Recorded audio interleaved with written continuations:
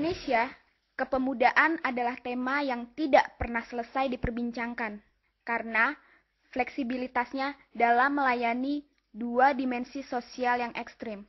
Yang satu menjadikan pemuda sebagai objek dan yang lain subjek. Oke lah, sebagai objek, pemuda memang perlu perhatian untuk masalah anak muda yang rusak karena narkoba, seks bebas, ugal-ugalan.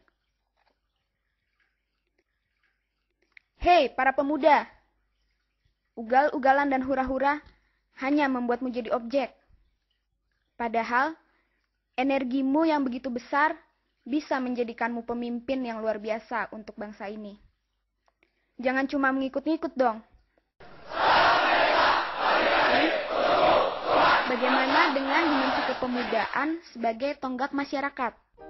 Sebagai subjek dari bangsa, sejarah mencatat ini. Indonesia merdeka oleh kiprah pemuda.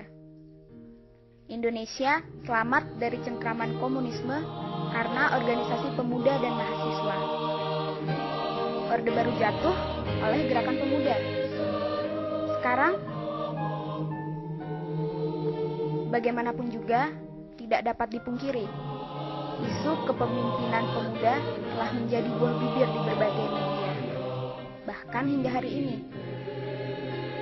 Tibalah waktunya kita menjawab krisis kepemimpinan nasional ini. Tidak ada waktu lagi untuk menunggu. Sekarang waktunya berjuang. Seperti digambarkan oleh musik tradisional, kalian selalu menunggu pemimpin yang akan membawa ke kejayaan. Bukannya tiap orang yang mengatakan bahwa dialah pemimpin yang membawa kepada kejayaan itu.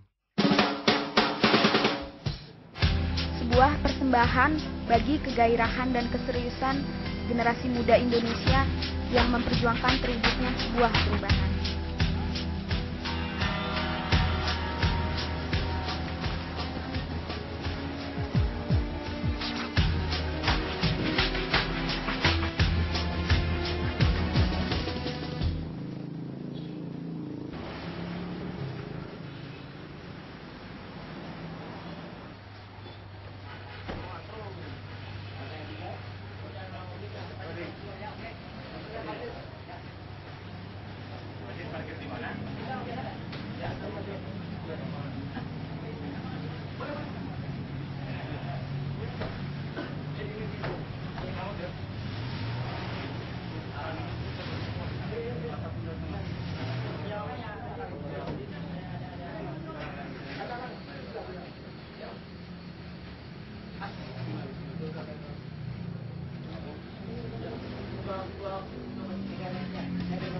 Calon pemimpin seharusnya dinilai dari kesungguhannya mengarahkan yang dipimpinnya.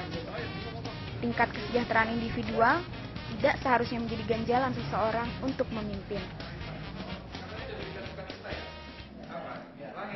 Di Indonesia, perubahan yang diusung generasi muda sering distigmatisasi sebagai gerakan anarkis. Di Progi, perubahan yang diperjuangkan untuk IA/ITB dijalankan dengan kesadaran pada proses yang konstitusional. Ambillah tongkat estafet itu dengan jujur, bertanggung jawab, dan berwibawa. Surat pernyataan sikap tim ITB progresif untuk IAITB. Memperhatikan, pertama, konstelasi peran dan posisi IAITB selama ini yang lebih sering dijadikan kendala politik dan justru beraspirasi terhadap alumni ITB secara umum, khususnya alumni muda yang lebih sering dijadikan objek, apalagi sering kurang sensitif terhadap kondisi masyarakat dan bangsa yang justru sangat membutuhkan perhatian intelektual bangsa, khususnya yang berkumpul di IAITB.